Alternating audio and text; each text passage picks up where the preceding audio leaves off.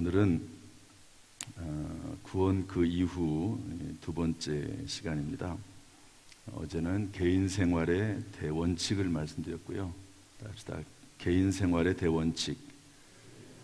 그러니까 예수 믿은 사람들이 개인적으로 어떤 생활을 하는 것이 좋겠느냐 하는 말씀이었고, 오늘은 교회 생활의 대원칙입니다. 따라합시다. 교회 생활의 대원칙. 우리가 신앙생활을 하면 개인적으로 어떻게 해야 될지 그런 것들을 교훈받아야 되지 않겠습니까?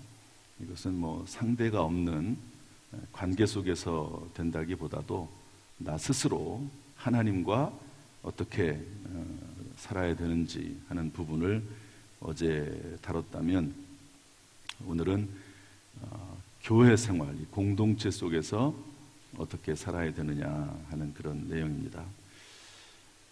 여러분들이 만약에 자녀들에게 신앙생활을 가르치면서 꼭 자녀들에게 권면하고 부탁하는 내용이 있다면 어떤 게 있겠습니까? 지난주에 설교할 때 록펠러 어머니는 록펠러에게 10가지를 권면했잖아요. 10가지를. 만약에 여러분들이 여러분의 자녀들에게 신앙생활에 대해서 말을 할 때 어떤 말을 하겠습니까?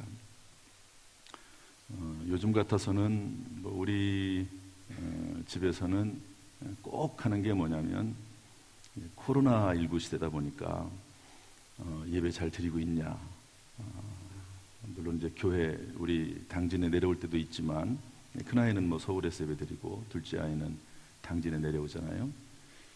근데 안 내려올 때가 있어요. 왜냐하면 또 청년 예배가 따로 없고 그러면 이제 거기에서 그냥 영상으로 예배 드릴 때가 있습니다. 그러면 꼭 이제 물어보는 게 예배 드리냐, 예배 생활하냐, 그 얘기를 꼭 물어보거든요. 그러니까 사도 바울도 첫 번째 얘기할 때 너희 몸을 하나님이 기뻐하시는 거룩한 산 제물로 드리라. 이는 너희가 드릴 영적 예배니라. 예배에 대한 이야기를 했습니다. 그럼 물론 이제 여기서 말하는 예배는 이렇게 공적으로 모이는 그런 예배라기보다도 삶으로 드리는 예배, 현장 어느 곳에 있든지 간에 드리는 예배를 의미합니다. 어쨌든 예배를 물어보고요. 그 다음에 11조 얘기를 꼭 물어봐요. 이건 한 달에 한 번씩 드리니까 자주 할 수는 없죠. 매주 할 수는 없죠. 하나님 앞에 11조는 꼭 드리느냐, 꼭 드리느냐. 제가 이제 담임 목사보다 보니까 이제 우리 아이들 11조 드리는 거는 제가 확인할 수 있습니다.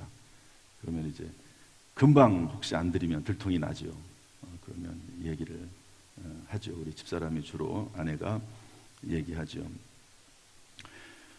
그런데 만약 여러분들이 자녀들에게 정말 내 자녀가 신앙생활을 잘하기 위해서, 또 교회 생활을 잘하기 위해서, 이 세상에서 승리하기 위해서 정말 이것만은 꼭 지켰으면 좋겠다. 특별히 교회 공동체 안에서 신앙생활을 잘하려면 이것을 좀 지켰으면 좋겠다라고 권면하는 게 있으면 여러분들은 뭐가 있겠습니까?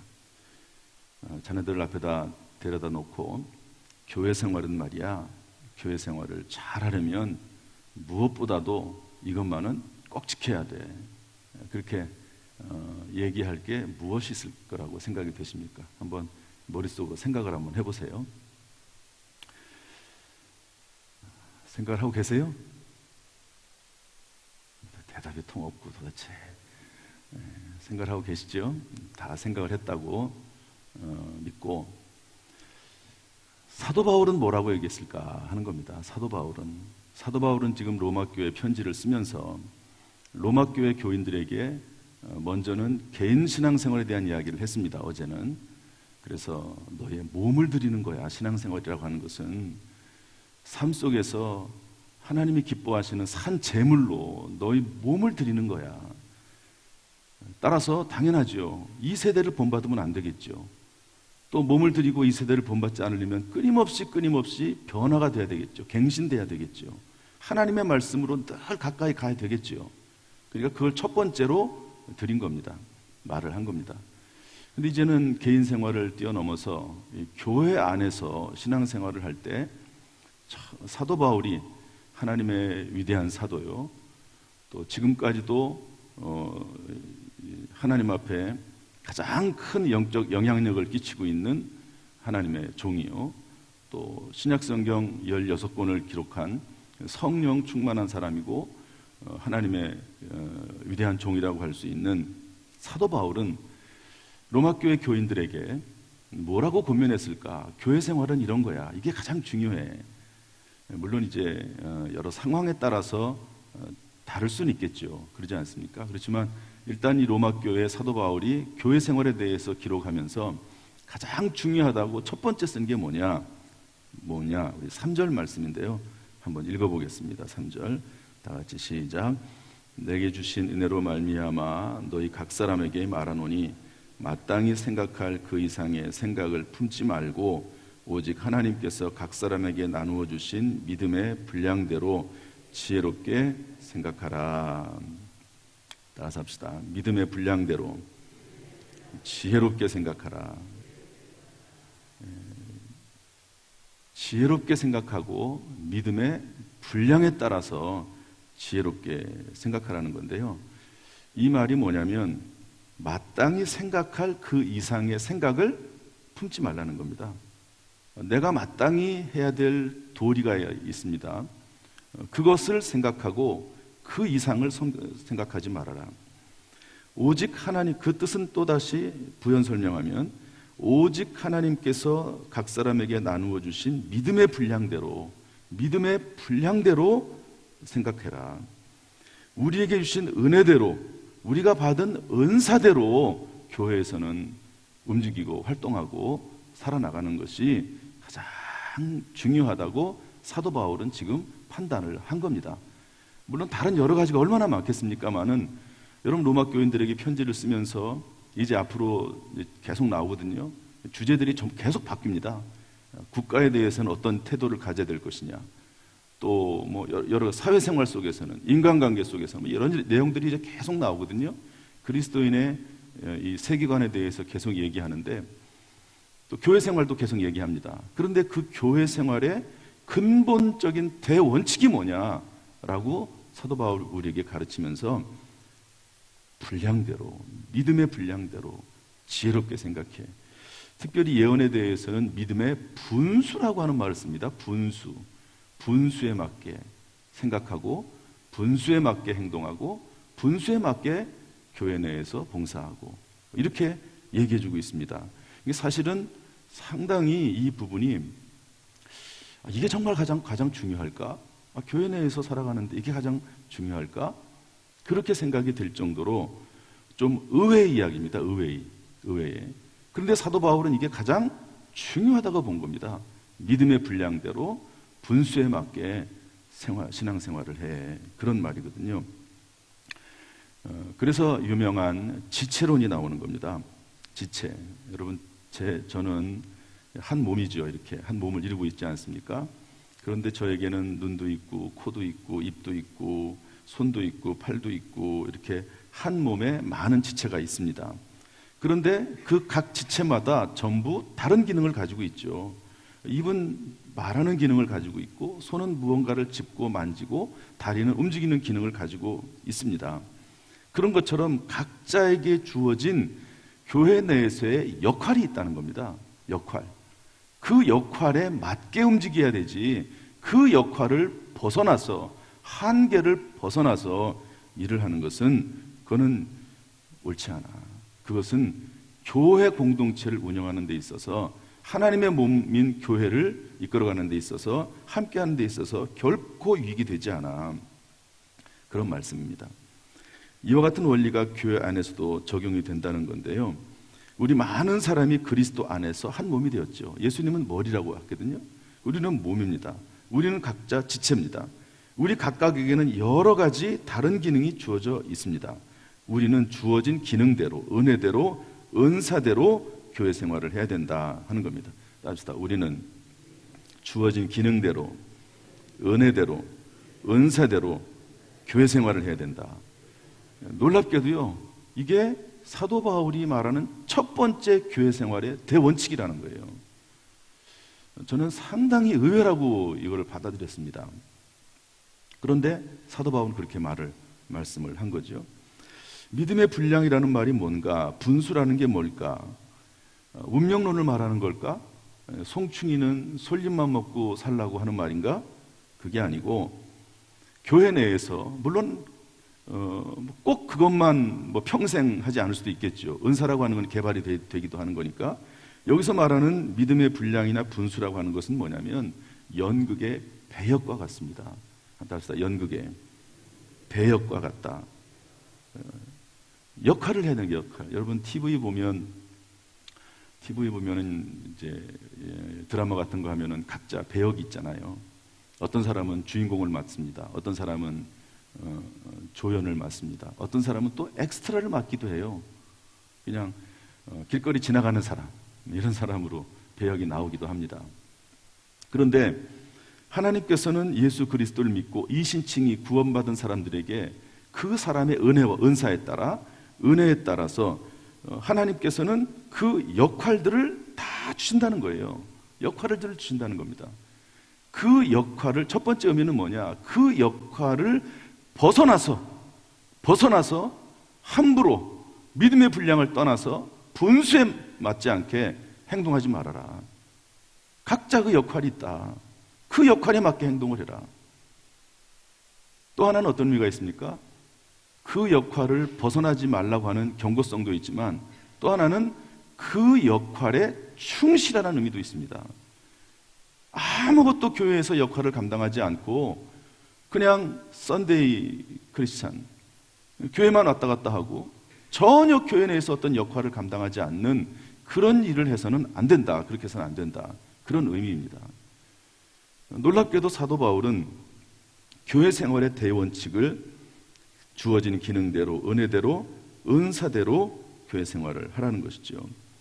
여러분, 사울 왕이 그때 선지자는 사무엘이거든요. 그런데 블레셋군하고 전투를 하게 됐습니다. 전쟁을 하게 됐습니다. 그런데 사무엘이 와가지고 예배를 드려야지만이, 하나님 앞에 제사를 드려야지만이 전쟁을 할 수가 있거든요. 그렇게 일반적으로 이제 하나님의 나라 선민 선정 국가니까 그렇게 되어 있습니다. 마치 이사를 하면 이사 예배를 제일 먼저 드리지 않습니까? 그런 것처럼 이제 전쟁하기 전에 하나님 앞에 제사를 드리도록, 예배를 드리도록 사무엘이 얘기를 했는데 사무엘이 어떤 이유인지 모르지만 늦게 왔어요. 그러니까 전쟁을 하긴 해야 되는데 마음이 조급해지죠, 사울 왕은. 그래가지고 어떻게 합니까? 대신 예배를 드립니다.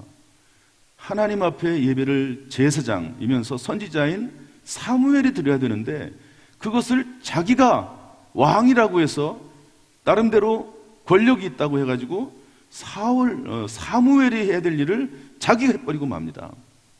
나중에 좀 늦게 사무엘이 옵니다. 그래가지고 뭐라고 말을 합니까? 사무엘상 13장에 보면 이런 말이 있습니다. 사무엘이 사울에게 이르되 왕이 망령되이 행하였도다. 여호와께서 왕에게 명령하신 바를 왕이 지키지 아니하였으므로 여호와께서 그의 마음에 맞는 사람을 구하여 여호와께서 그의 백성의 지도자로 삼으셨느니라. 왕권이 사라져 버립니다. 분수에 맞지 않게 한 거죠. 자기 믿음의 분량에 따라서 행동하지 않은 겁니다. 그러니까 그 왕권을 하나님께서 거두어 가십니다. 물론 이거 한 가지 때문에 그랬겠습니까? 이 사울 왕이 처음에 왕이 될 때는 겸손했거든요. 그런데 점점 왕권을 누려가면서 점점 교만해지고 점점 하나님 말씀을 안 듣게 되고 그러면서 쌓입니다. 그러다가 결정적으로 이 사무엘을 대신해서 자기가 제사를 드리게 되는 이 사건을 통해서 하나님께서는 확정하시죠. 이제 왕권을 너에게서 뺏어가고 다른 사람에게 주겠다. 이렇게 말씀하시는 겁니다. 사도 바울은 믿음의 분량을 지켜라. 분수를 지켜라. 이게 신앙생활, 교회 내에서 신앙생활을 잘하는 것이다. 분량이나 분수를 지키지 않으면 영적인 푼수가 됩니다. 따라서 영적인 푼수가 된다. 여러분, 푼수가 뭔지 아시죠? 도대체 저 사람은 나설 때, 안 나설 때를 구분하지 못하고, 그리고 중단할 때, 전진할 때를 구분하지 못하는 그런 사람들이 있지 않습니까? 그런 영적 푼수가 될 수 있습니다. 예언하는 사람은 믿음의 분수대로, 섬기는 일이면 섬기는 일로, 가르치는 자는 가르치는 일에 최선을 다해서 충실해야 되고, 위로하는 자는 위로하는 역할을, 구제하는 사람은 성실함으로, 긍휼을 베푸는 자는 즐거움으로. 구제나 긍휼은 이것은 다른 사람을 돕는 거 아닙니까? 그런데 즐거움이 사라지면 안 되는 것이죠. 즐겁게 그 역할을 감당하라. 우리 교회는 16개의 위원회가 있습니다. 저는 그런 면에서 볼 때 믿음의 분량대로 지혜롭게 생각하라라고 하는 이 내용에 있어서 또 그릇은 갖춰졌다고 생각을 합니다. 그릇은 누구든지 간에 본인의 은사에 따라서 16개 위원회 또는 남녀전도회, 구역, 다음 세대 이런 그런 각자의 봉사의 자리에 소속이 돼서 활동을 하는 거죠. 받은 은사대로 또 하나님이 주신 은혜대로 거기에 참여해서 하되, 또 그런 걸 참여하는데 자꾸 자기의 한계를 벗어나면 안 돼요. 내가 하나님의 은혜 가운데 구제하는 역할을 맡았으면 그 역할에 충실해야지, 다른 사람의 역할에 대해서 자꾸 그 한계를 벗어나고, 그리고 자기 역할도 맡은 역할도 아닌데 자꾸 잔소리하고, 그리고 자기가 어떤 힘이나 권력이 혹시 교회 내에서 있다고 그래서 그것을 이용해 가지고 또 교회 문제를 일으키고 자기 주장을 강하게 얘기하고, 그러면은요 이 질서라고 하는, 공동체라고 하는 전체가 깨져버리게 된다. 저는 상당히 이 말씀을 의외로 받아들였습니다. 의외로. 사도 바울이 이 얘기를 제일 먼저 했을까 하는 그런 생각을 하게 됩니다. 존 웨슬리라고 하는 분 이런 말을 했습니다. 그러면 나에게 주시는 하나님의 은사와 은혜는 무엇인가 하는 얘기를 하면서 세 가지를 얘기했습니다. 따라서 합시다. 사라지지 않는 것, 계속 불타는 것, 이게 은사라는 거죠. 내 마음 속에서 교회 생활을 하고 신앙생활을 하는데 계속 속에서 불타는 게 있어요. 사라지지 않아요. 그것이 은사다. 두 번째로는 구체화되는 것, 구체화. 그런데 그것 속에서만 불타는 게 아니라 무언가 교회 안에서 그것이 조금씩 구체화되어서 나타나는 그런 일들이 있습니다. 세 번째로는 선한 영향력으로 나타나고 보여져야 됩니다. 나는 막 좋아서 막 하는데 그 결과가 별로 좋지 않다.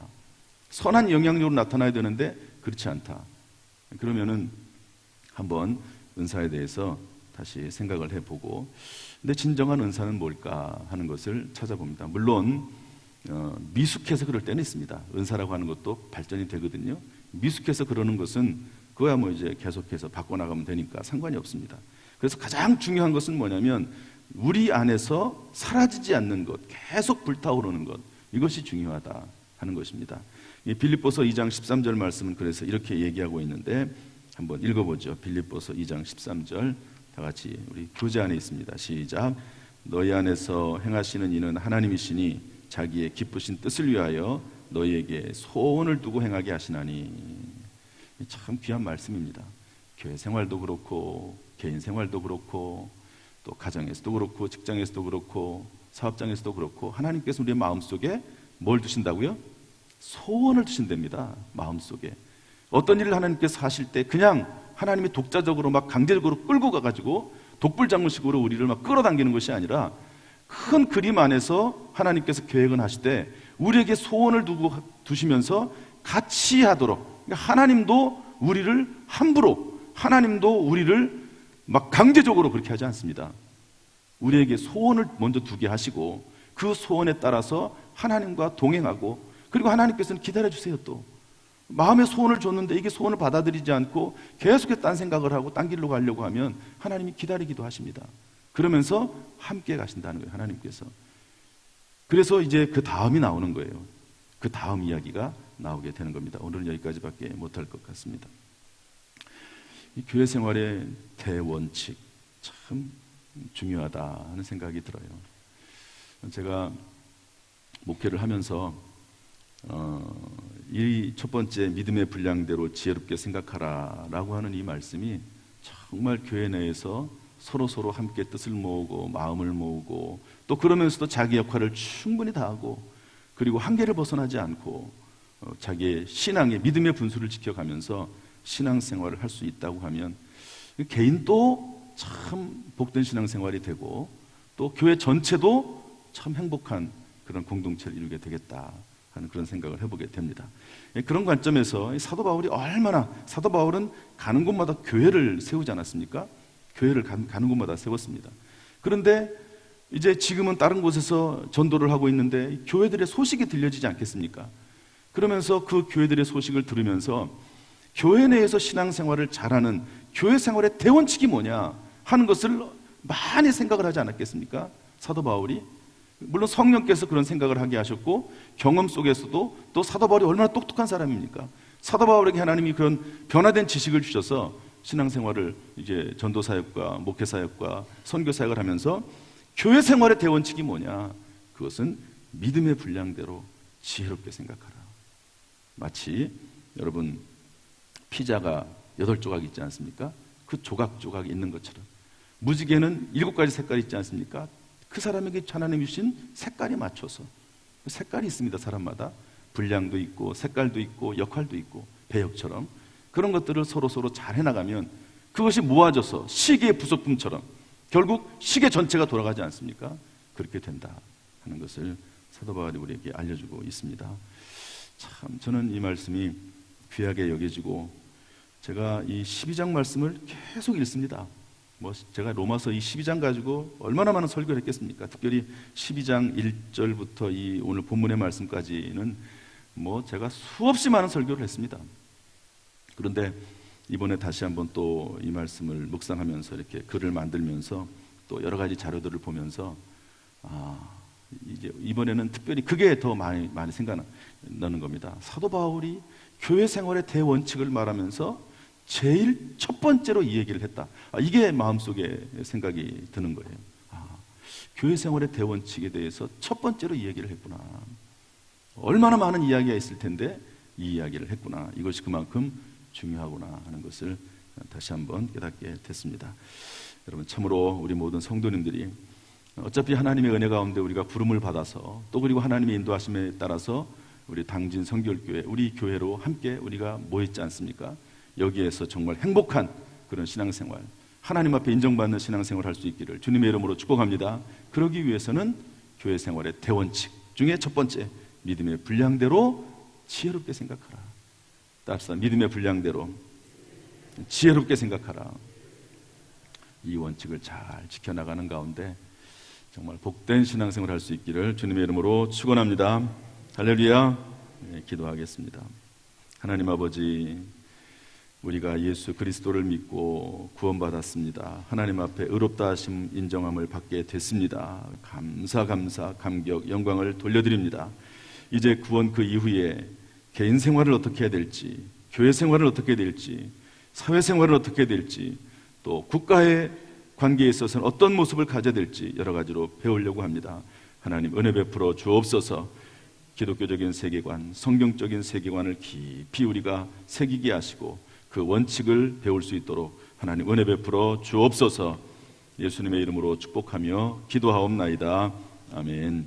이제는 우리 주 예수 그리스도의 은혜와 아버지 하나님의 무한하신 사랑과 성령님의 교통하심이 이 시간 주 앞에 나와 예배드리며 기도하며 찬송하는 우리 모든 성도들을 한 사람 한 사람 머리 위에 그 가정, 직장, 사업, 자녀, 심령 위에 특별히 오늘 말씀처럼 개인 생활과 교회 생활 위에 함께 하시기를 간절히 축원하옵나이다. 아멘.